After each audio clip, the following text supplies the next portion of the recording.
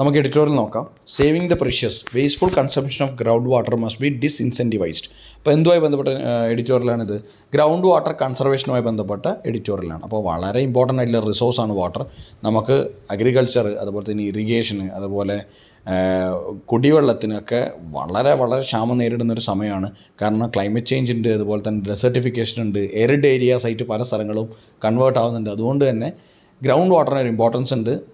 കാരണം ഇന്ത്യ പോലെ ഒരു രാജ്യം ഇപ്പോഴും പ്രൈമറിലി ഡിപ്പെൻഡൻ്റ് ആണ് അഗ്രികൾച്ചറിന്. അപ്പോൾ അതുപോലെ തന്നെ പോർട്ടബിളായിട്ടുള്ള വെള്ളവും കുറവാണ്. അപ്പോൾ ഗ്രൗണ്ട് വാട്ടറിലാണ് നമ്മൾ മാക്സിമം കുടിവെള്ളത്തിന് ഉപയോഗിക്കുന്നത്. അപ്പോൾ ഇമ്പോർട്ടൻ്റ് ആയിട്ടുള്ളൊരു റിസോഴ്സാണ് വാട്ടർ. അപ്പോൾ അതിൻ്റെ കൺസർവേഷനുമായി ബന്ധപ്പെട്ട റിപ്പോർട്ടാണ് നമ്മൾ ഇന്ന് എഡിറ്റോറിയൽ നോക്കാൻ പോകുന്നത്. The ministry of water resource recently made public a report that gives a snapshot of India's ground water situation. അപ്പോൾ ഗ്രൗണ്ട് വാട്ടർ സിറ്റുവേഷനുമായി ബന്ധപ്പെട്ട report ministry of water resource പുറത്തിറക്കിയിട്ടുണ്ട്. On the surface there is a good news.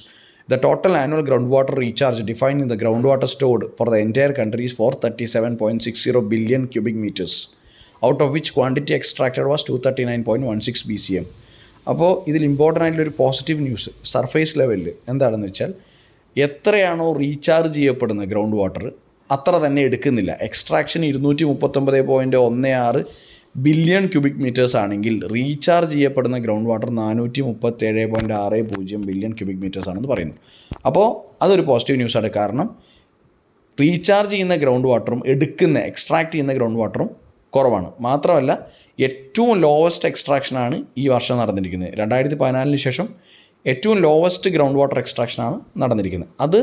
അതിൻ്റെ ഒരു കാര്യം അത് human interference കൊണ്ട് മാത്രമല്ല, അത് നാച്ചുറൽ ആയിട്ടുള്ള കാര്യങ്ങൾ കൊണ്ടും ഗ്രൗണ്ട് വാട്ടർ കൂടുതൽ റീചാർജ് ചെയ്യാൻ വേണ്ടിയിട്ട് പറ്റിയിട്ടുണ്ട് എന്നുള്ളതാണ് കാര്യം.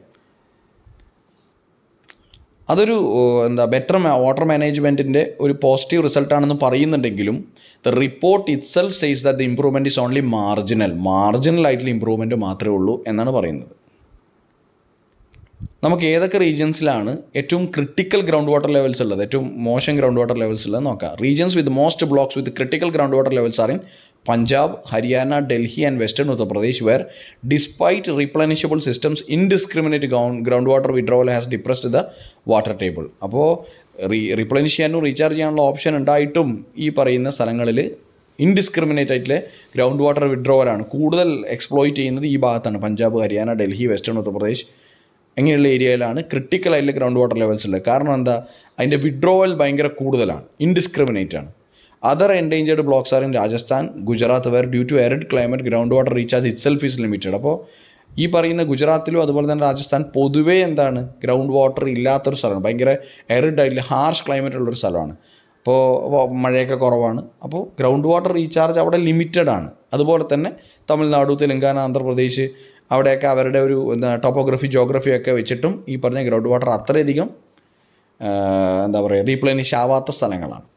ഇതിൽ ഒരു നിയമത്തെക്കുറിച്ച് പറയുന്നുണ്ട്. There is no central law governing the use of ground water and various states have their own laws on regulating extraction. അപ്പോൾ പല സ്റ്റേറ്റുകൾക്കും പല ലോസാണ് ഈ പറഞ്ഞ ഗ്രൗണ്ട് വാട്ടർ എക്സ്ട്രാക്ഷനുമായി ബന്ധപ്പെട്ടിട്ടുള്ളത്. അല്ലാതെ ഒരു സെൻട്രൽ ലോ, ഒരു സുപ്പീരിയർ സെൻട്രൽ ലോ ഇല്ല. എല്ലാം കൂടെ കോർഡിനേറ്റ് ചെയ്യുന്ന ഒരു ഐഡിയൽ സെൻട്രൽ ലോ ഈ പറയുന്ന കാര്യത്തിലില്ല. അപ്പോൾ നമുക്ക് ഗ്രൗണ്ട് വാട്ടർ എക്സ്ട്രാക്ഷൻ കുറക്കാനും അതുപോലെ തന്നെ ഇറിഗേഷൻ മാക്സിമൈസ് ചെയ്യാനൊക്കെയുള്ള ഒരുപാട് ടെക്നിക്സ് ഉണ്ട്. ഇപ്പോൾ ഡ്രിപ്പ് ഇറിഗേഷൻ ഉണ്ട്, മറ്റ് എഫിഷ്യൻ്റ് ആയിട്ടുള്ള ഇറിഗേഷൻ മെത്തേഡ്സ് ഉണ്ട്. അതുപോലെ തന്നെ വാട്ടർ ഒരുപാട് ഉപയോഗിക്കുന്ന ക്രോപ്സിൽ നിന്ന് ഷിഫ്റ്റ് ചെയ്യാനും നമുക്ക് ഓപ്ഷൻസ് ഉണ്ട്. കാരണം അങ്ങനെയുള്ളത് ഇപ്പം ഡയറക്ഷൻസ് പറയുന്നത് അധികം വെള്ളം ഉപയോഗിക്കുന്ന ക്രോപ്സിൽ നിന്ന് നമ്മൾ മാറിപ്പോകണം. കാരണം അത്രയധികം വെള്ളം ഉപയോഗിക്കാനോ എക്സ്ട്രാക്ട് ചെയ്യാനോ ഉള്ള ഓപ്ഷൻ ഇപ്പോൾ ഇല്ല. കാരണം ക്ലൈമറ്റ് ചേഞ്ച് കാരണം എറിഡ് ആയിക്കൊണ്ടിരിക്കുകയാണ്, ടെമ്പറേച്ചർ കൂടിക്കൊണ്ടിരിക്കുകയാണ്, അതുപോലെ തന്നെ വാട്ടർ എക്സ്ട്രാക്ഷൻ കൂടിക്കൊണ്ടിരിക്കുകയാണ്. അപ്പോൾ ആവശ്യങ്ങൾ കൂടുന്നതിനനുസരിച്ച് വാട്ടർ കൺസർവേഷൻ ഇമ്പോർട്ടൻസും കൂടുന്നുണ്ട്. അപ്പോൾ വേസ്റ്റേജ് ഒരു കാരണവശാലും പെർമിറ്റ് ചെയ്യാൻ പാടില്ല എന്നാണ് പറയുന്നത്. While water remains a politically contentious subject in India, the climate crisis should inspire consensus across the political spectrum of disincentivizing wasteful consumption of this precious resource.